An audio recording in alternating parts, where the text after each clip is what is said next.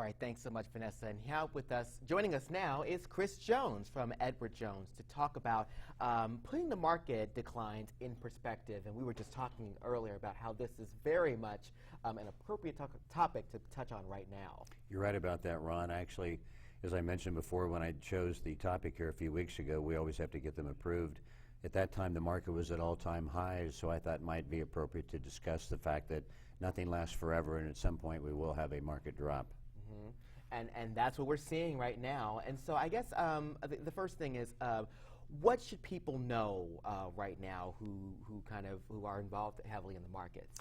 I would recommend that, first of all, people do not panic and do not take this as a negative event. It's basically normal for the market to give back some of the gains.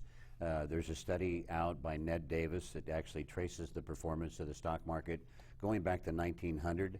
And if you study the market, you'll see in the past, you can look at the market when it falls. There's three different categories of a drop. There's a 5% drop, that's called a dip. There's a 10% drop, that's called a correction. And if the market were to fall 20%, that would be considered a bear drop. If you go back to 1900, according to Ned Davis, we've had 398 5% dips. We've had 127 corrections, and we've had 32 20% drops. So on average, that means that we should see the market drop about 5% or more, about 3.3 times each and every year.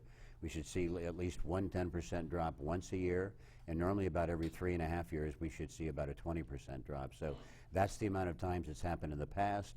Past performance is no guarantee of future results, but to me, I use the analogy, it's like as human beings, we can only inhale for so long, and at some point we have to exhale. And I think the same thing with the market. We have to sometimes exhale just a little bit. Wow, very, very much good advice.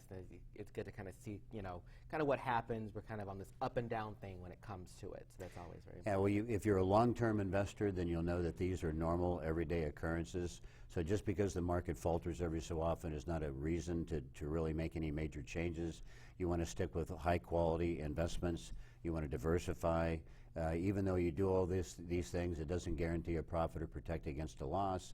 But if you adhere to these, staying in the market during declines, long term, usually investors tend to do very much better than those investors who try to time the market. All right, wonderful. Thank you so much, Chris, for talking with us today. Thank you for having me. Yes.